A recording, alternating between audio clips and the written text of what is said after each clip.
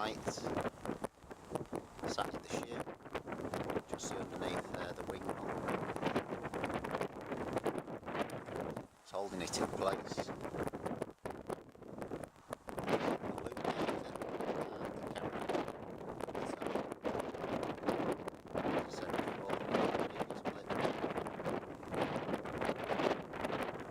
Just see there, all of the J-bolt holding that on, basically a piece of floorboarding.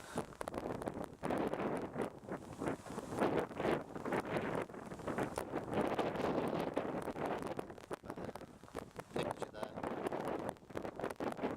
wing nut.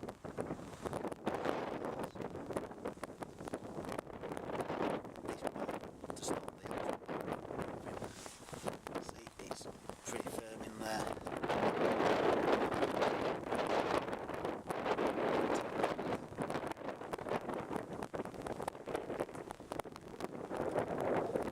See the box on the dash, the wires going round over the phone holder. There we go. Plenty of height to see all the way around.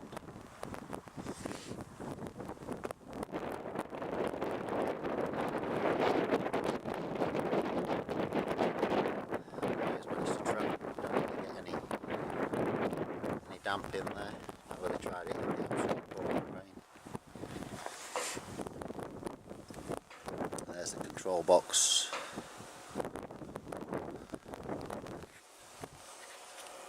And the screen. Let's jump inside.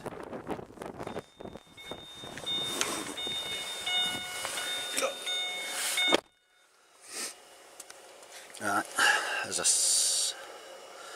the whirring that you can hear is actually, we've got a little PC fan in there and one on this side, so one draws air in this side and the other one draws the air out that side. Main on off switch, and then this is from Maplin's. It's a Dremel type drill speed controller. So turn it on,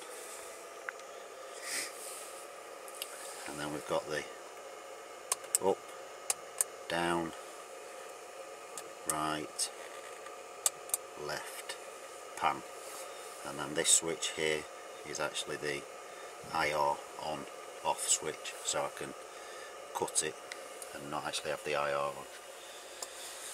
Try and get an image off the screen. Now, like I say, the little 7-inch TFT, not actually a bad image off this camera. I just turn the voltage down a little, pan down, pan up, and then left, right,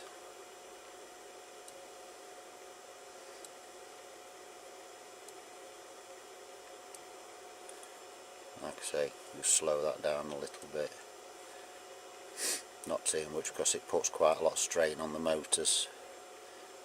So at night time, quite a lot of the time you're just picking up the eye shine initially, and then it gives you something to focus in on and follow.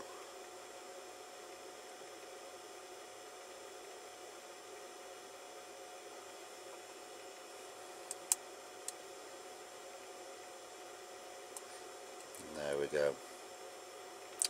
I need to check these distances, but this house down here is featured in one of my other videos that I've put up.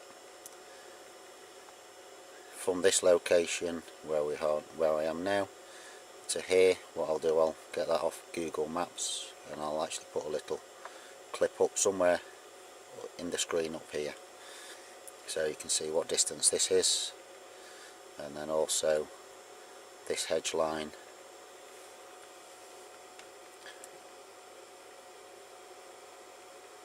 and I'm almost certain that that is 90 to 100 yards down to this hedge. The other one further down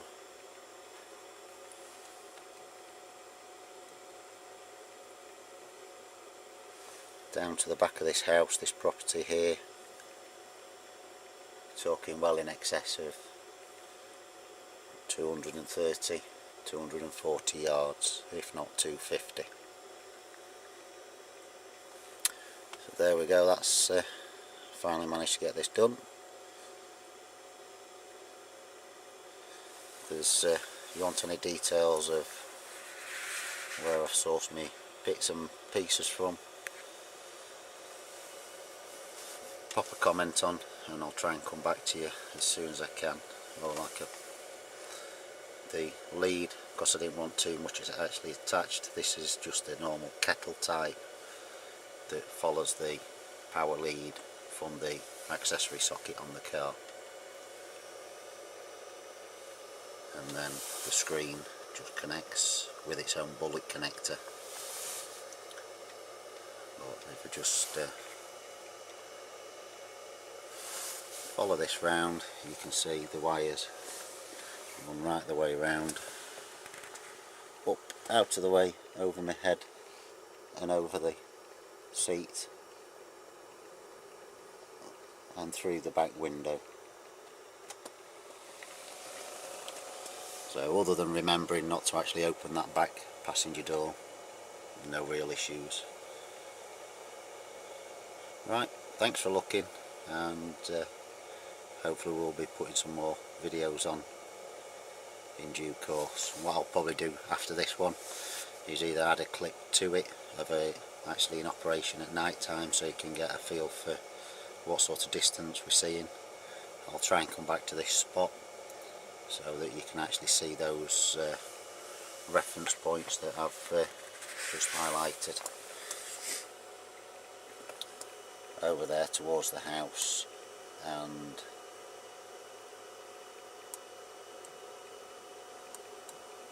down that track towards that house, just down there, and also this hedge line here just above the fence there.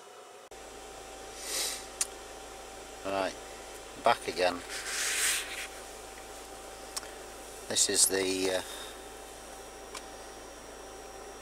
hedge line through the field down to my left hand side. You can see the house in the distance. From here to this hedge, I've checked it, it's just short, it's about 98 yards, just short of 100 yards. The house in the background, let's just see if we can light that up a little bit better. No, not quite. That's about 230 yards, 240 yards. So just pan it around. That's well over 100 yards at this area.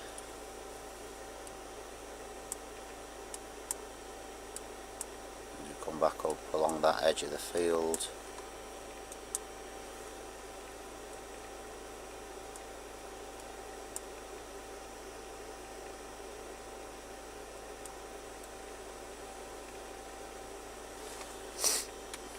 Can't actually see the house there, the house that was there. Can't actually see that now. There you go, the IR's off now.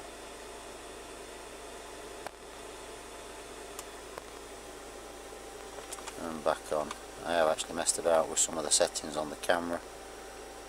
Didn't actually get a chance to focus it in earlier.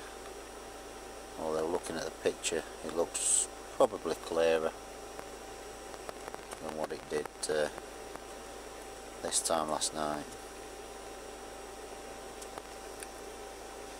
Overall, I think the barring an actual camera change, something a little bit better, I think that would be possibly advantageous, but at the end of the day it's still going to be limited to the actual resolution on the screen, and this screen is very much the standard, so like 7-inch. Whether or not it's feasible to get a high definition 7-inch or just basically one with a lot better resolution. But as regards spotting goes, perfectly able to recognise rabbits and foxes out at reasonable distances. The night's a bit overcast, very blustery, so the conditions are not perfect, albeit during the latter part of the summer months did actually get a good 200 yards where we spotted a fox coming in. You could make out with the moonshine, the ambient light from the moon, you could actually make out the figure of the fox, and also the infrared illuminator actually picked out the eyes straight away. I don't know if you can see this on there. Yes, you can. There's actually a drop pixel on my screen which just does come up from time to time depending on the position of the camera. Sometimes we think there's another one here. We sometimes mistake it for an eye or some eye shine.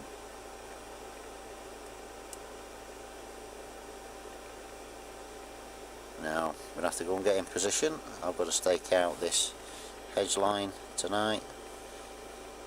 Farmers complaining there's far too many rabbits coming out and about here, so as long as I take a good half a dozen and drop them in at the butchers tonight. Thanks for tuning in again, and hopefully we'll be getting some more footage up in the not too distant future. Cheers.